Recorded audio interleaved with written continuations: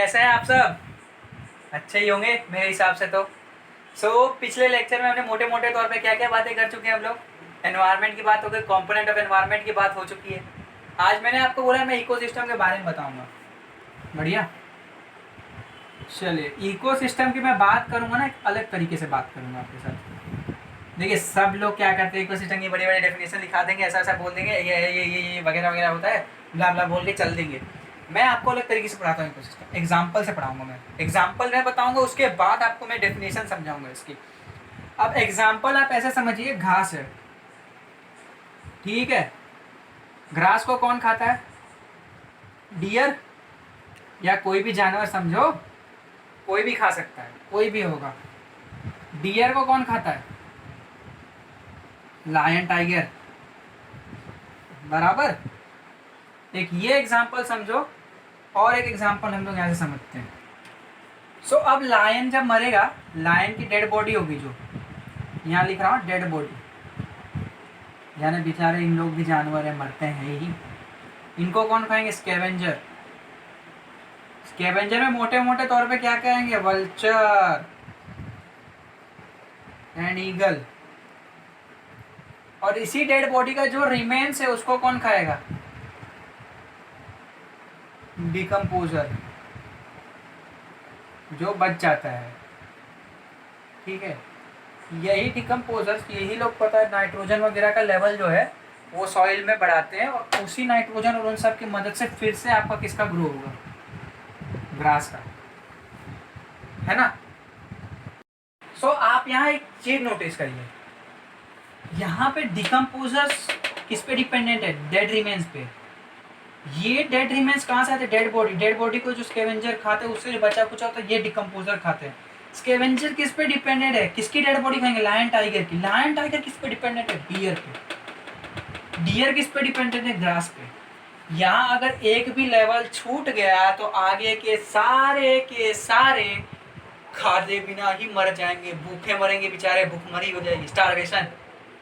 समझ रहे हैं आप? स्टारवेशन होने लगेगा, जानवरों में भी स्टारवेशन आ रहा है, समझो अब आप लोग इस चीजों को। तो यहाँ हमें क्या चीज देखने मिल रही है?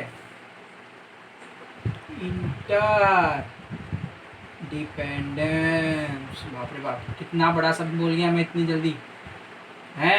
इंटर डिपेंडेंस यानी एक दूसरे पर डिपेंड रहना, आश्रय रखना। कि वो डियर जब घास खाएगा, फिर डियर को लायन टाइगर खाएंगे, तो वल्चर बोलता है कि जब ये सब हो जाएगा तो लायन जब मरेगा तब उसको मैं खाऊंगा। इस तरह से होता रहता है ये साइकिल। तो इसी चीज को बोला क्या जाता है? इकोसिस्टम। देखा, इतना मोटा मोटा किताब पढ़ोगे आप, उस चीज को वो सब बाद में पढ़ाते हैं, इस चीज को पहले समझ लेंगे तो इकोसिस्टम की डेफिनेशन समझने में आसान हो जाएगी। क्या होता है इकोसिस्टम की डेफिनेशन?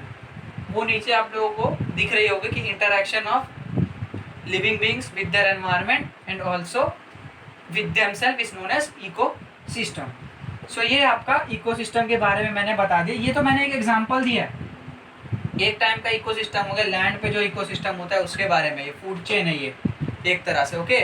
इवन जो इंटरेक्शन हो गया, ऐसे मराइन इकोसिस्टम भी होता है, मछली का एक दूसरे डिपेंडेंस होना, फिर डेजर्ट इकोसिस्टम भी होता है। इकोसिस्टम में अलग अलग टाइप के होते हैं। अब हम लोग बात कर लेते हैं कुछ मोटे मोटे तौर पे ह्यूमन एनवायरनमेंट के बारे में। अब हम लोग बात कर लेते हैं ह्यूमन एनवायरनमेंट की। जैसा हम लोगों को पता है, मोटे मोटी बात बताते हैं। ह्यूमन शुरुआत में कैसे थे? आदिवासी थे। क्या खाते थे? कंदमूल।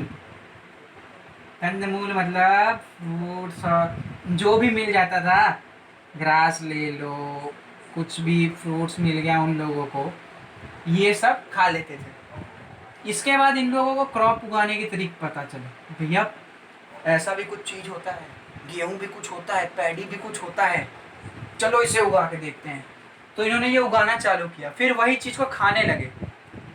फिर किसकी इन्वेंशन होती है? पहिया, गोल गोल चक्कर, चक्कर घूमेगा, पहिया। इन्वेंशन ऑफ व्हील होती है, ठीक है। व्हील का इन्वेंशन हुआ, तो इससे क्या हुआ कि अब व्हील हो गया, तो अब ये बोलते यार हम लोग तो सिर्फ पहले अपने खाने के लिए बनाते थे, उन इलाकों को क्या जहाँ पे खाना ही नहीं पैदा हो पाए, क्रॉप ही ना हो पाए। अब तो हमारे पास साधन भी है जाने के लिए, क्यों ना हम लोग और ज़्यादा क्रॉप उगाएं, सरप्लस क्रॉप उगाएं। सरप्लस क्रॉप उगा करके हम लोग क्या करेंगे, यहाँ से इनको आता है ह्यूमंस को आइडिया, टिडिंग, क्या आइडिया आएगा, सरप्लस क्रॉप उगाते हैं। सरप्लस क्रॉप उगाएंगे तो उससे क्या होगा, हम दूसरी जगह ले जाएंगे, हम बोलेंगे भैया हम तुम्हें गेहूं देंगे, तुम हमें फल दो। तो इससे क्या इमरजेंस आता है, बार्टर सिस्टम, बराबर, barter system, exchange of goods. अब बार्टर सिस्टम चल रहा था, फिर बाद में पैसे वैसे आते हैं। तो ये देख रहे हो आप कि ह्यूमन बीइंग एनवायरनमेंट को अपने हिसाब से क्या कर रहा है, मॉडिफाई करते जा रहा है। पहले सिर्फ यही उगता था, घास फूस तो उनसे काम चलता था, क्रॉप उगने लगा, उन्हें समझ आया क्या करेंगे, लैंड को वो लोग खोदेंगे, वहाँ पे बीज डालेंगे, क्रॉप उगाएंगे, उसमें पानी लेंगे। तो वो सब क्या धीरे धीरे मॉडिफिकेशन की तरफ बढ़ते गए। फिर क्रॉप थोड़े से तो काम नहीं, और उन्होंने इसको क्रॉप्स को बनाना चालू किया। उसके बाद क्या व्हील वगैरह, बार्टर सिस्टम आ गया। फिर और क्या मॉडिफिकेशन आज के देश में, अगर आप देख रहे हो ह्यूमन बीइंग कैसे एनवायरनमेंट को मॉडिफाई कर रहे हैं। थोड़ी है मेरी ये लूला लंगड़ा चिमनी हो जाता आपका, ठीक है, चिमनी में से धुआं निकल रहा है।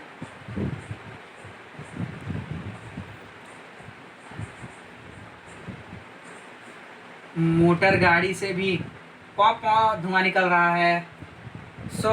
उसके बाद वाटर इंडस्ट्रीज, यही इंडस्ट्री आपको नदी बाहर में से बह रही है, उसमें भी कुछ वेस्ट गिरा रही है, ये अपना रिमेन वेस्ट जो भी है, ठीक है। ये सब चीज़ें जा रही है, इस तरह से हम लोग एनवायरनमेंट को पोल्यूट कर रहे हैं। एयर हो गया, लैंड, पेड़ों को काटा जा रहा है, पेड़ है, ये लूली लंगड़ी कुल्हाड़ी है भैया। थोड़ा क्या है ना, हमारा जो ड्राइंग है वो थोड़ा बहुत समझ लो खराब है। इस तरह से ये ह्यूमन बीइंग एनवायरनमेंट में अपने हिसाब से मॉडिफाई कर रहे हैं, जैसे जैसे उनको ज़रूरत लगती जा रही है वैसे वैसे वो चीज़ों को अपने हिसाब से बेहतर ढंग से ढालते जा रहे हैं। पहला चैप्टर ख़त्म होता है यहाँ पे। अगले चैप्टर में हम लोग अर्थ के बारे में बात करेंगे, अर्थ के कोर में चलेंगे, भैया पृथ्वी पे हम रहते हैं, पृथ्वी के अंदर क्या हो रहा है ये सब जानेंगे। Till then enjoy.